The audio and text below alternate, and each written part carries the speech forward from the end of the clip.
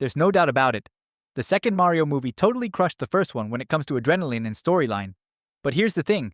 Did you know it also racked up way more mistakes than the previous Mario Brothers film? Get ready, because today we're breaking down the 12 errors in the new Mario movie that absolutely nobody noticed. Let's blow your mind. Error number 1. The shape-shifting weapon. The first big slip-up happens during the scene where Bowser Jr. takes over Peach's castle and squares off against Mario and Luigi in this epic battle to free his dad. You know the moment. The King Koopa's son is about to finish off Mario, but Luigi swoops in and saves his big bro with a knee straight to Bowser Jr.'s face. Watch closely and you'll catch it. He transforms his paintbrush into a lethal axe. But then, when he swings at Luigi, the weapon has somehow morphed into a flail. You know, that spiky iron ball on a chain. At the very least, the folks at Illumination cut the scene that would have shown the paintbrush actually changing shape. Or maybe they just goofed. Who knows? Error number 2. Yoshi balloon. Overstays its welcome. There's a pretty random power-up pulled straight from the games, the balloon Yoshi. And it's got a glaring mistake when you compare it to how it works in the actual games, because they completely stripped away its biggest limitation. If you've played the games, you know Balloon Yoshi only lasts a few seconds before the dinosaur snaps back to normal. But check this out. In the movie, Yoshi stays in balloon form for a really long time, and only returns to normal after taking a hit, which is the pattern for pretty much every other item. Once again, Illumination decided to throw a classic transformation rule out the window. The studio is usually super faithful to most Mario stuff, but this little detail completely flew over their heads. Error number 3. Cloud, Luigi's unlimited clouds. The amount of transformations packed into this movie went way beyond anything we expected, and one of them was Cloud Luigi, something nobody ever thought they'd see on the big screen. With this power, Luigi can create super sturdy clouds, but there's one clear rule. He can only make 3. That's why he's got those 3 little clouds floating above his head. They're there to show that limit. And here's where the mistake creeps in, because the movie totally blows past this rule from the games and lets Luigi pump out cloud after cloud with no limit at all. Look, we get it. The movie universe is different from the games, but if that's the case, why keep the 3 little clouds in his design? Those were specifically there to count how many clouds he could use, but they lost all their meaning with this change. Error number 4. Yoshi eats Francis. It was super fun watching all the chaos Yoshi got into in New York before finally making it back to his world. And one of the most bizarre moments in this little side mission is when he just casually swallows Francis, that dog who was a total pain to Mario and Luigi in the first movie. The craziest part? Francis's owner doesn't even notice her dog vanished down a dinosaur's throat. Even though it's played for laughs, it's so illogical we have to count it as a mistake. Yoshi makes a massive sound effect every time he swallows somebody, so there's no way nobody heard a thing. Not to mention the dog was on a leash. The woman would have definitely felt the tug the second Francis got gulped down. Thank goodness whoever Yoshi swallows comes back to normal after the egg hatches. Francis was annoying in the last film, but nobody deserves to become an eternal omelette in a dinosaur's belly. Error number 5. Bowser's self-repairing armor.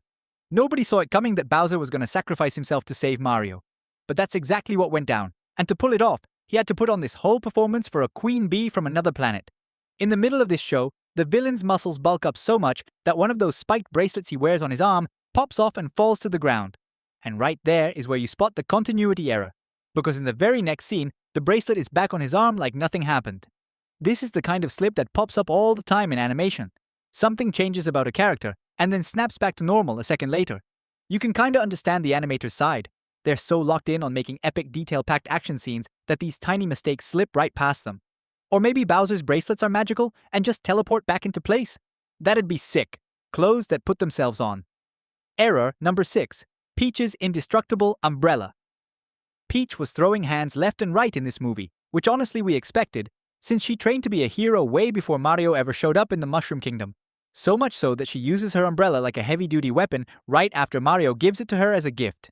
It's cute and all, but how does an umbrella suddenly become a weapon out of nowhere? We can buy that powerful items might look like everyday objects, like Bowser Jr.'s magic paintbrush.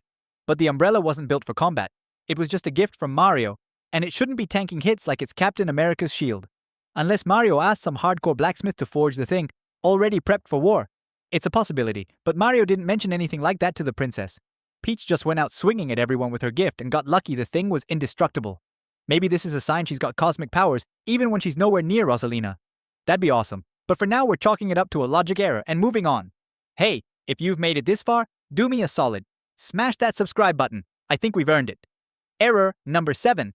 The mysterious professor, Gadd Kamek, the wizard who helps Bowser, has some pretty cool moments in this movie, and one of them is when he shows up inside the Mecha Koopa robot, looking after Bowser Jr., like an overprotective dad.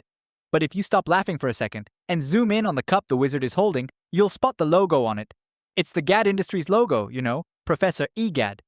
In the games, this company belongs to Professor Elvin Gadd, a kooky scientist who builds these crazy, powerful tech weapons. Kamek having one of his cups would actually explain where all of Bowser Jr.'s tech comes from, especially since his magic paintbrush was literally invented by the professor in the games.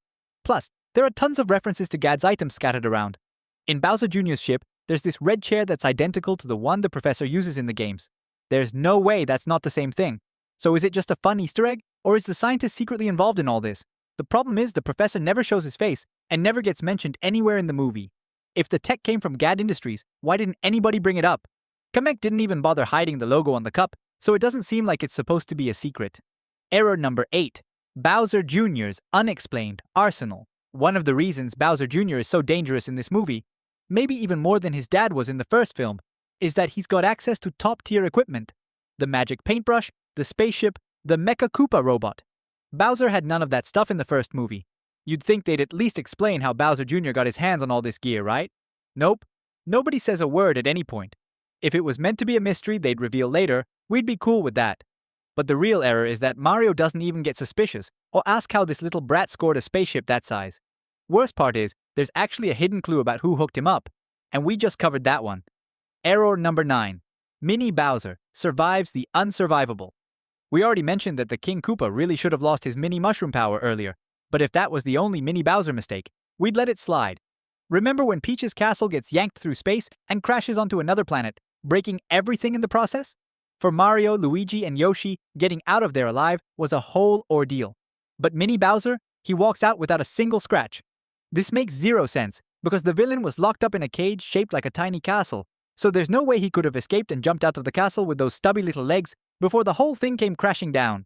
Error number 10. Baby Peach's magic pacifier. That scene where Peach remembers her sister Rosalina is super important, which is why it's kinda wild that there's a continuity error right in the middle of it. Baby Peach doesn't have a pacifier in her mouth when she gets sucked into the Mushroom Kingdom, right? So why is it that in the very next scene, when she lands in the kingdom, she suddenly has a pacifier? She didn't have any time to grab one. You don't catch it on the first watch because you're too caught up in the big reveal, but it's a clear continuity slip-up. That said, it doesn't really ruin the scene. It's just a funny little detail that proves even the pros at Illumination zone out every now and then. It's part of the show. Error number 11. The wrong victory music. It was super cool watching Peach and Mario navigate that hallway packed with Bowser Jr.'s traps. And the best part was seeing the little villain monitoring everything on a screen that looked like the old-school Mario games. But there's one detail that doesn't add up. The music playing when they finish the obstacle course is the victory music from the games. You might think that's fine, but remember, the one playing is Bowser Jr. In this scenario, Mario and Peach are the enemies he was supposed to take out, and he failed. So the music should have been the game over track because Bowser Jr. just lost. But Illumination ignored that, just to slip in a cute reference, and honestly, we'll let them have that one. Error number 12. Bowser's damage-proof mini-form. Bowser spent half the movie stuck in that tiny, helpless form because he chomped down a mini mushroom at the end of the first movie, and it was hilarious watching him like that.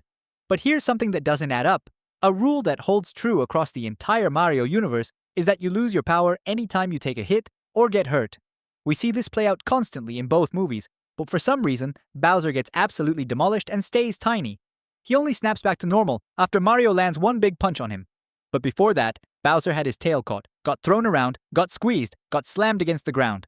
Any single one of those should have already knocked the mushroom effect out of him, because any damage counts, and Mario has lost his powers from way less than that.